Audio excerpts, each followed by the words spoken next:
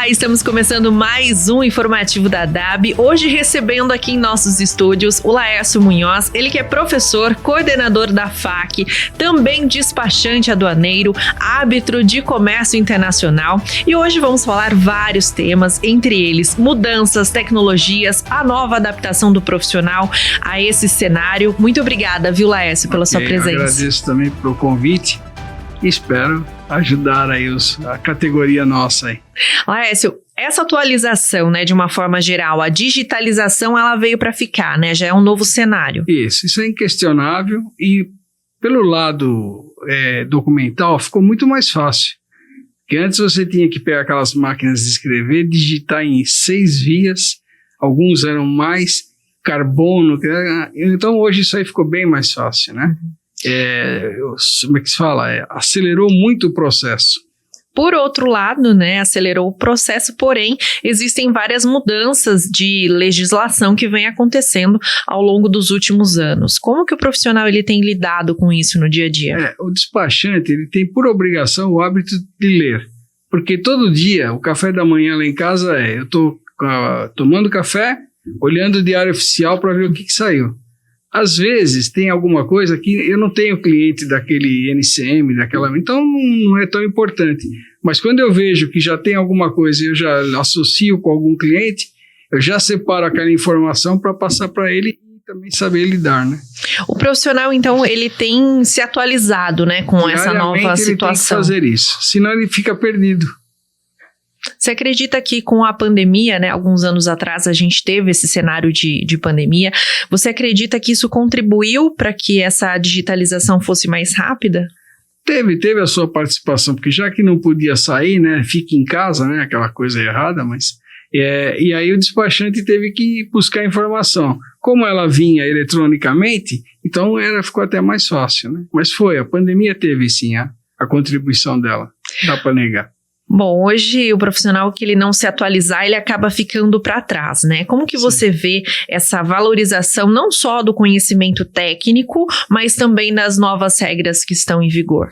Por experiência, eu costumo separar o despachante em 3 categorias. Então tem aquele que ele é despachante, documentado, é oficial, mas ele não estudou, ele não acompanha. Então ele acaba virando um office boy do comércio exterior, porque ele não tem mais ação de fazer. Ele precisa esperar que alguém faça.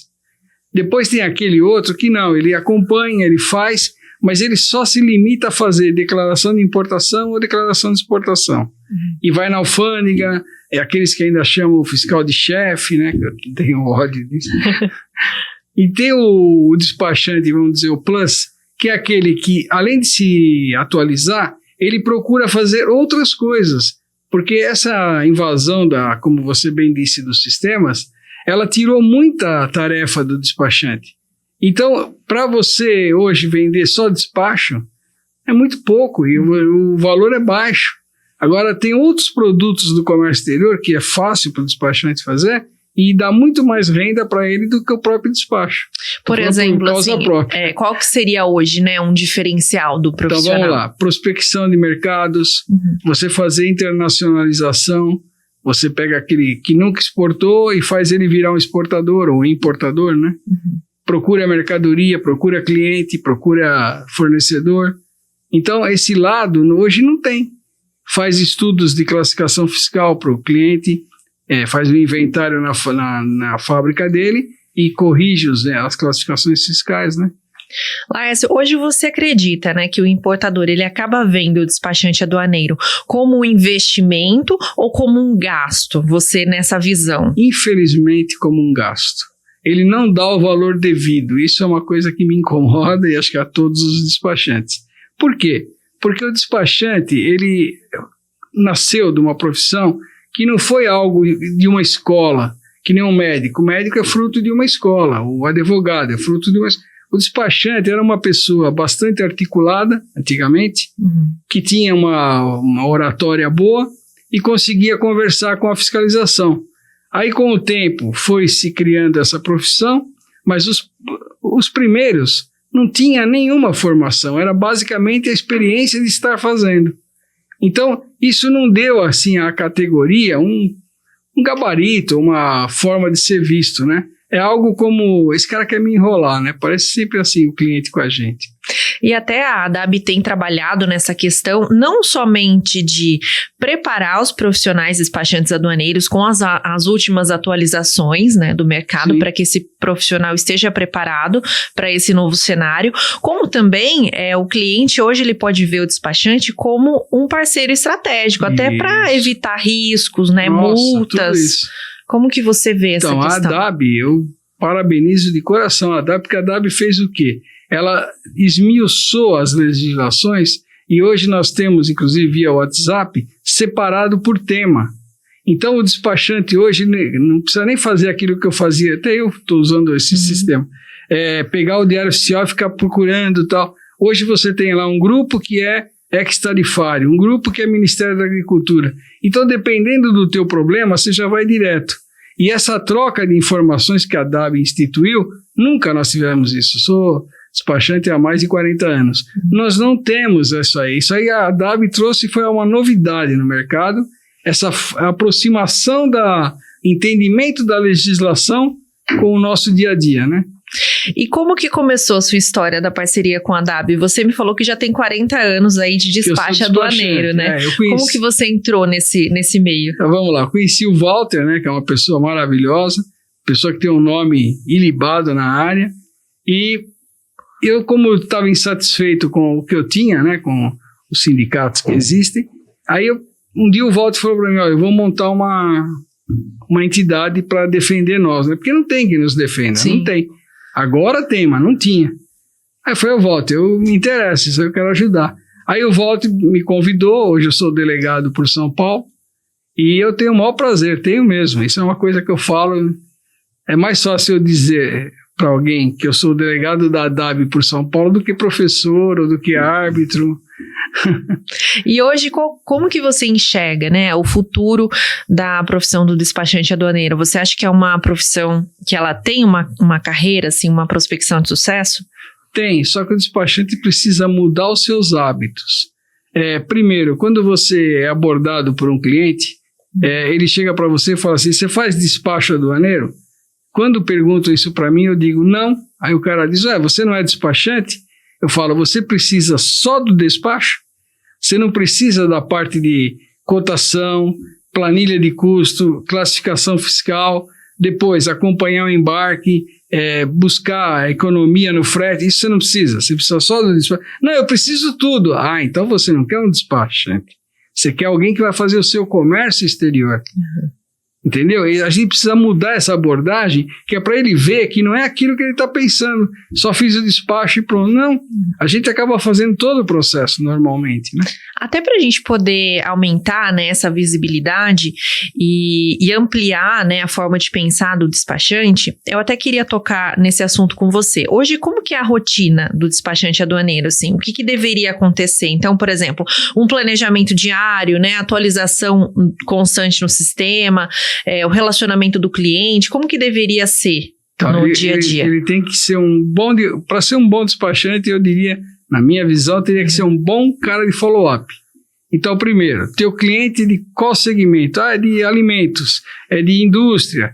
Então, você tem que ter uma pasta separada por segmento e acompanhar as entidades de classe desses segmentos. Cada novidade que sai, você aciona o cliente. Outra coisa, você tem que levar, que nem agora, nós estamos vivendo aí o acordo Mercosul-União Europeia. Esse acordo, alguns produtos nós vamos exportar, vai ser maravilha, e outros, como a Europa tecnologicamente está mais avançada que nós, fatalmente nós vamos ter problemas sérios com as empresas aqui. Uhum. Então o despachante, o que ele tem que fazer? Esperar, o acordo não é para este ano, mas uns 2 anos ele entra em vigor. Sim. Mas vamos dizer, o despachante vai esperar em 28 para dizer, olha, isso aí não dá, a Europa é melhor. Não, ele tinha que chegar agora e procurar que país que dá para vender esse produto do cliente que não mais vai dar para vender na Europa. Uhum. E chegar com o cliente e falar, vamos começar a trabalhar outros países? Então, esse tipo de atitude tem que partir do despachante. Entendeu? É ele que tem que provocar para valorizar o trabalho dele, que nem agora, vai ter o feriado lá da China no mês que vem. Uhum. Tem muita gente que se você falar, como? Feriado que é esse? Não, você tem que avisar teu cliente já, olha, desde dezembro, olha, não deixa para comprar em janeiro quem compra da China, né? Sim. Porque vai ter o feriado e lá para tudo. Aí vai depois... atrasar, né? Isso. Então, esse tipo de atitude o despachante precisa ter. Isso é uma cultura, não tem um livrinho, não tem um dicionário que ensina, não. É uma cultura que você cria, né? E quando sai alguma classificação que altera daquele cliente, leva para ele, já olha, vai alterar, você vai pagar mais, vai pagar menos. E alguns profissionais, eles acabam cobrando o honorário, assim, de mercado, né? Sendo que o ideal seria cobrar pelos serviços específicos e também pela experiência, né? Então, quando você vende, eu sou despachante, você está meio que limitado na tabela. Uhum. Vai dizer, tipo, $200 e fica quieto, é isso aí. Quando você fala, eu vou te vender assessoria de comércio exterior, aí você divide igual um bolo, em fatias. Aí você fala para ele, qual que o senhor quer? O cliente, a senhora, qual que você quer? Por quê? As empresas hoje, elas não têm o profissional de comércio exterior porque é caro. Então ela acaba jogando para o despachante. E ele, erroneamente, não sabe cobrar. Eu diria, claro que não todos, mas ele continua vendendo o despacho e o cara quer pagar pelo despacho, mas o cara está passando todo o problema para ele. Então eu chego para o cliente, eu abro esse leque de eu falei, o que o senhor quer? O senhor quer tudo? O senhor quer só isso? Aí eu dou o preço. Tem casos que chega, sei lá, mais de $1.000 por um processo do que eu faço. Por quê? Porque ele não tem nada, ele precisa fazer a fatura para ele, precisa fazer o câmbio. Então, despacho é uma coisa. É só um detalhe em todo o processo, né? É importante, eu insisto nisso, porque eu vejo que é da onde você consegue justificar o teu valor. Se você falar que é um despachante, ele já vai olhar na tabelinha da cabeça dele, né? $200 também pago, chega. E acabou, não é assim, né? E daí a importância também do profissional se atualizar, ter um diferencial no mercado. Tem que vender, né?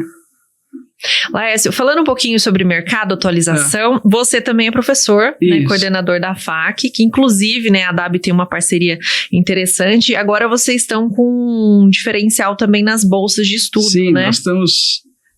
a FAC, ela tem eu elogio muito a FAC porque eles são muito à frente. Nós temos hoje um programa lá, eu falo porque eu faço parte de lá. Sim. Né? Nós temos um programa de bolsa, onde o aluno estuda, quando acabar é que ele vai começar a pagar. Ah, legal. Daí ele já está trabalhando, então, né? Já está no despachante que te falar, eu não consigo estudar porque eu não tenho dinheiro, esse já foi por água. Não existe. Mas eu para estudar eu não tenho tempo. É EAD, você pode estudar até de casa. Então hoje, na boa, eu acho que estudar hoje, só se a pessoa não quer. Porque o que a FAC está fazendo em parceria com a DAB, isso é fantástico, né? É um negócio que tira qualquer um do sofá, né? Vai estudar. Isso aí, a atualização hoje em dia é a chave para a gente se destacar no mercado, seja qualquer profissão, né, Laércio? E você quando estuda, você sempre fica curioso para aprender mais. Aquilo é um instinto, né? E o conhecimento é teu.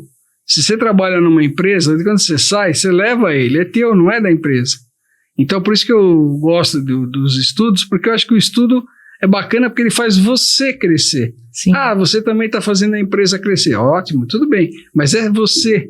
E se você sair, é teu, você leva com você. Laércio, falando um pouquinho sobre comércio, o cliente hoje que ele quer fazer negócio, né, internacional, ele quer vender o seu produto fora do Brasil, como que ele pode começar essa prospecção, esse relacionamento com um cliente novo? Essa ponte é o despachante aduaneiro que faz? O despachante ele tem muito para contribuir. E quando você estuda, você traz também um outro lado que complementa. Mas vamos lá, então esse processo se chama internacionalização. O que é isso? Você vai pegar uma empresa que produz algo com qualidade, mas quer vender no exterior. Então, primeira coisa, o produto dele nunca serve do jeito que está para vender no mercado internacional, porque ninguém vai conseguir ler o que está escrito, a voltagem pode ser diferente, o hábito lá de costume é maior, é menor, ou é de uma cor, de outra cor. Então, o que a gente faz? É uma prospecção que a gente faz antes, porque se você perguntar para o dono da empresa, você quer exportar para onde? Com certeza ele vai responder, qualquer lugar. Não é assim. A gente tem que definir onde a gente vai. Se eu tenho que nem um produto que tem uma alta tecnologia e eu quero vender aonde? Na China? Eu quero vender aonde? Na Europa? É mais difícil. Se eu tenho um produto que requer mais manuseio, um doce, um compota, alguma coisa assim, eu consigo vender nesses lugares. Então, você primeiro precisa entender o produto dele e que mercado que você vai trabalhar. Outra coisa, qual é a concorrência nos países que você imaginou para esse produto? Um exemplo, uma fábrica de ferro elétrico de passar roupa. Eu vou vender na Bolívia. É perto, é fácil, né? Uhum. Tá, a Bolívia não usa passar roupa. Eles usam aquelas roupas de lhama. Uhum. Aquilo lá não se faz, não se passa. Você vai vender ferro para quem, né? Entendi. Não dá. Então, você vai gastar todo um dinheiro alterando o seu produto, fazendo catálogo no idioma deles e o país não compra. Então, esse é o trabalho que o despachante pode fazer tranquilamente, com o auxílio de estar estudando um pouco, estuda os mercados que atendam aquele produto. Outra coisa, vamos otimizar isso. Como que é isso? Imagina eu chegar para um fabricante de um produto, uma fábrica, e falar, você me faz um catálogo em alemão, ou me faz um em 5 idiomas, isso custa dinheiro. Olha, em tal país estou dando exemplos, usa 110 volts, no outro usa só 220. Então você tem que fazer um produto para 110, um para 220, ou faz um bivolt. Então você vai ajudar ele a se adequar ao mercado, sempre buscando economizar. Então se ele fizer um folder só em 3, 4 idiomas, já dá para atacar 3, 4 países. Se ele fizer uma alteração do tipo, esse exemplo simples, mas bivolt, eu consigo vender em qualquer um daqueles. Isso é o que a gente tem como fazer, a gente sabe como fazer isso. Aí quando você volta no cliente e fala, olha, nós vamos buscar vender em tal país, você já entrou em contato com o consulado daquele país, você já foi buscar quem são os distribuidores, revendedores, qual é o preço que é feito lá, que se pratica. Por quê? Aí o cliente começa a ver que você entende muito até. Você estudou, é para isso que você tem que fazer essa ponte. A ponte ela é simples, mas ela requer esses cuidados, né? Bom, e agora pra gente finalizar, né, o nosso bate-papo aqui, tá bem gostoso. Você com 40 anos de experiência, membro da ADAB também, qual que é a dica, o conselho que você daria pro profissional que está nos assistindo? Bom, primeiro estudar os clientes que você tem ou os que você quer prospectar. Então eu vou dar um exemplo assim, eu tenho um cliente, uma fábrica perto de casa, a gente gosta do bairrismo, né? Então, aquela fábrica faz, um exemplo, bicicletas, tá?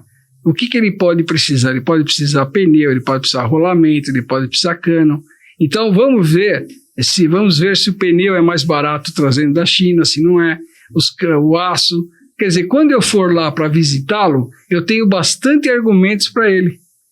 E de repente tem produtos que ele vai falar para mim, eu queria trazer a corrente. Olha, a corrente brasileira é mais barata. Eu já fui ver, a Alemanha fabrica, mas, sabe, você se torna respeitável. Entende? É uma situação que nem antes, agora não se fala mais com fiscal porque é tudo eletrônico, mas você antes de ir num despacho lá na alfândega, o que a gente fazia? A gente lia a DI e ia buscar, às vezes tinha nome que eu nem sabia o que era, ia lá no dicionário, vai no Aurélio, ver o que era. Quando chegava lá, o fiscal falava assim, o que você tem aí? Eu tenho um pneu, tamanho tal, tipo tal. O fiscal vai assim, nossa. Aí, a primeira vez, ele desconfia, ele vai lá na mercadoria confirmar. A segunda vez, ele fica quieto, ele começa a te respeitar. E a mesma coisa quando você vai abordar um cliente novo ou o teu cliente. Você vai, como dizer, equipado, vamos chamar assim, de conhecimento. Não vai sem informação nenhuma, né? Já com uma pesquisa de mercado. Olha, no teu mercado, um exemplo, bicicleta, agora é uma mera sugestão, eu não fiz a confirmação. Olha, bicicleta não dá para vender no Paraguai, lá eles não compram. Não, mas eu estava pensando de ir lá, não vai que você vai perder dinheiro, vamos para o Chile que é melhor. Quer dizer, você se torna uma referência para o teu cliente e aí essa referência quebra aquela tabelinha de preço do despachante de $200, alguma coisa assim. Entendeu? Essa é a dica que eu gostaria de passar, né? Obrigada, Laércio, então, pelo nosso bate-papo. E tá aí, né, a importância do despachante aduaneiro em toda a cadeia do comércio exterior. Esse foi mais um informativo da DAB. Muito obrigada pela sua companhia e nos vemos em breve.